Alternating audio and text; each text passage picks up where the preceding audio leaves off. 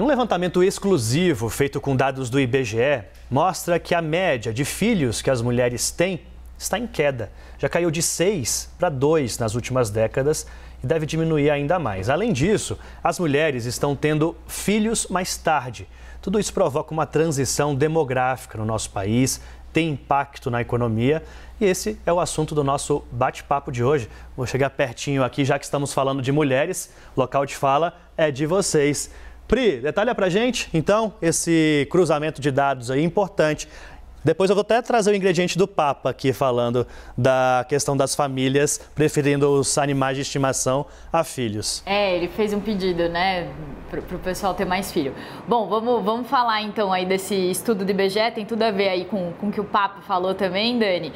Mas então, só pra gente contextualizar essa discussão, talvez o pessoal de casa lembre daquela pirâmide etária que a gente via na escola, estudava para entender a população.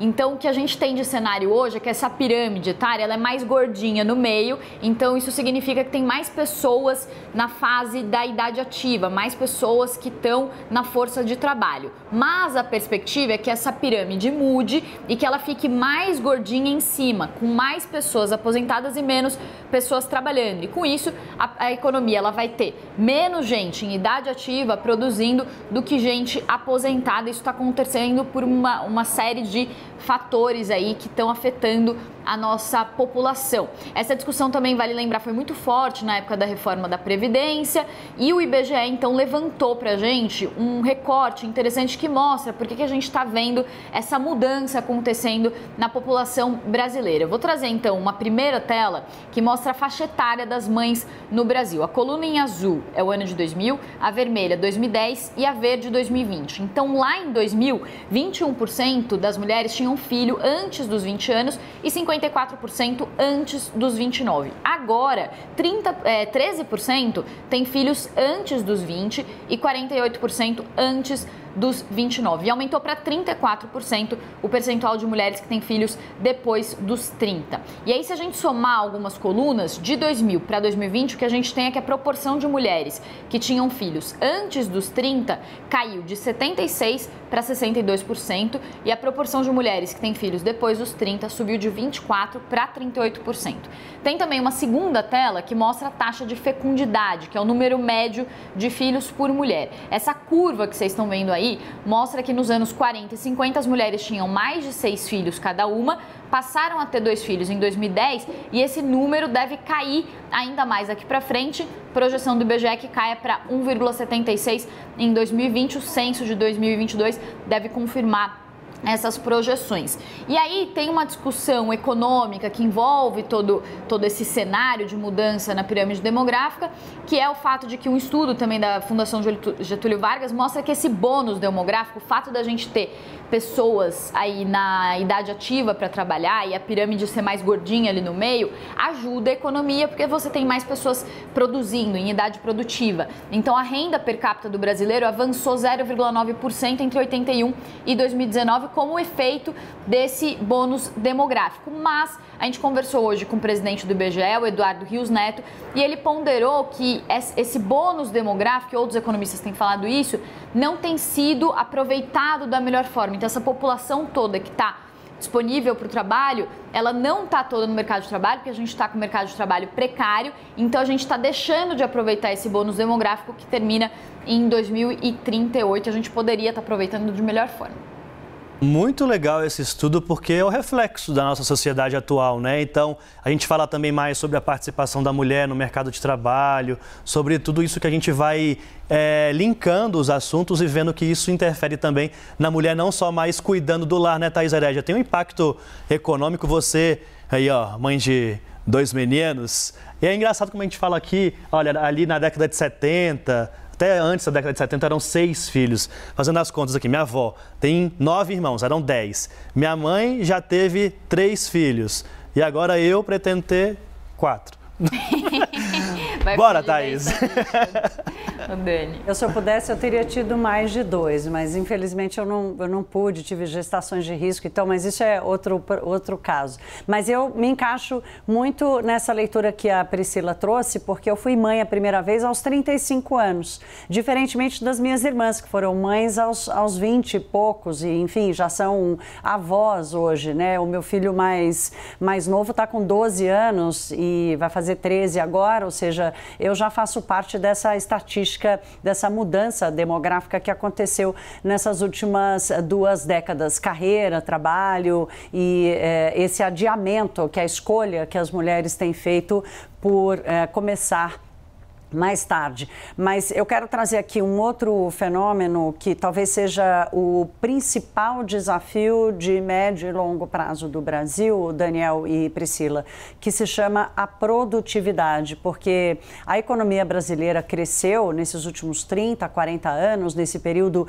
em que vivemos a maior explosão do bônus demográfico, ou seja, mais gente chegando no mercado de trabalho do que saindo, a economia cresceu porque tivemos mais gente chegando e não porque cada um de nós ou cada uma dessas pessoas conseguiu produzir mais com mais qualidade. A produtividade pode ser medida de uma forma assim, uma comparação. Hoje, os economistas apontam que nós precisamos de entre 4 e 5 brasileiros para fazer o que apenas um americano é capaz de fazer. Isso explica, em parte, porque somos um país de renda muito baixa. O problema, então, se coloca porque nós corremos o risco de envelhecer antes de enriquecer.